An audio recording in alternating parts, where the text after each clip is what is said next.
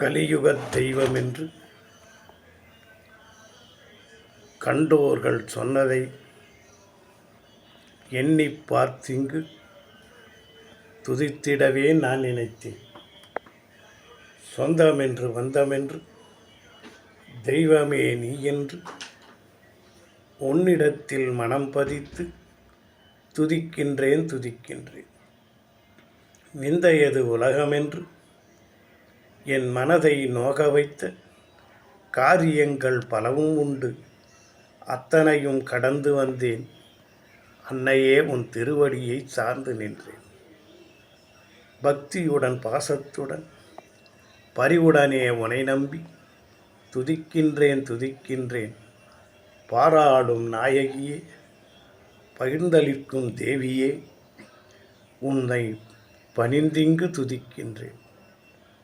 சிந்தையது நொந்திடாமல் சிங்காரி எனக்கருள தாயுந்தன் திருவருளை தேடி வந்தேன். அச்சமெல்லாம் பறந்தோட ஆனந்தம் நிலைபெறவே இச்சகத்தில் உணவிட்டால் யார் எனக்கு துணை இருப்பார்?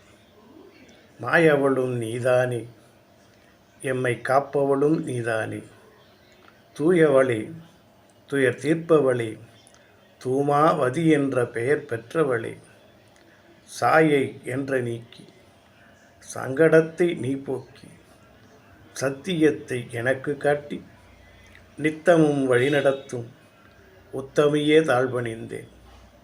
உன் பிள்ளை 2 பேரும் எனக்கருள வேண்டுமென்று அம்மா உன் கால் பிடித்தேன்.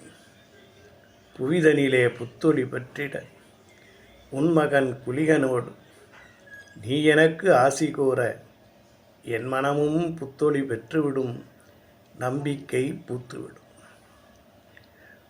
பிறவிகளில் யான் செய்த நன்மையும் தீமையும் எனைத் தொடர்ந்து இங்கே தத்தளிக்கும் வாழ்வினிலே தடுமாறும் காலத்திலே சிந்தையது கலங்காமல் வாழ்ந்திடவே உன் புத்திரியாம் மாந்தினியை எனக்கருள செய்திடுவாய். வித்தைக்கு அதிபதியாம் வினை தீர்க்கும் தெய்வமாம் ஜேஷ்டாவே உனை பணிகின்றேன். காலத்தில் நீ அறிந்து ஞாலத்தில் எனக்கு துணையாயிருக்க தாயே ஜேஷ்டாவே, பணிந்து உன்னை துதிப்போர்க்கு ஒரு குறையும் வாராது என்று முன்னோர்கள் சொன்னார்கள். அதை என் அகத்தில் வைத்து உனை துதிக்கின்றேன். அகமது மகிழ்ந்திட ஆனந்தம் பெற்றிட தாயே ஜேஷ்டாவே, உன் திருவடி சரணமம்மா. உன்னுடைய பேரொருள் கிட்டிவிட்டால் என் குறையெல்லாம் பறந்தோடும். உத்தமியே பணிகின்றேன், உறவாக நீ வருவாய். சித்தத்தில் நீ அமர்ந்து சங்கடம் போக்கிடவே சங்கரனின் சோதரியே, தாழ்பணிந்தேன் காருமம்மா. தாயே ஜேஷ்டா, நமோ நம.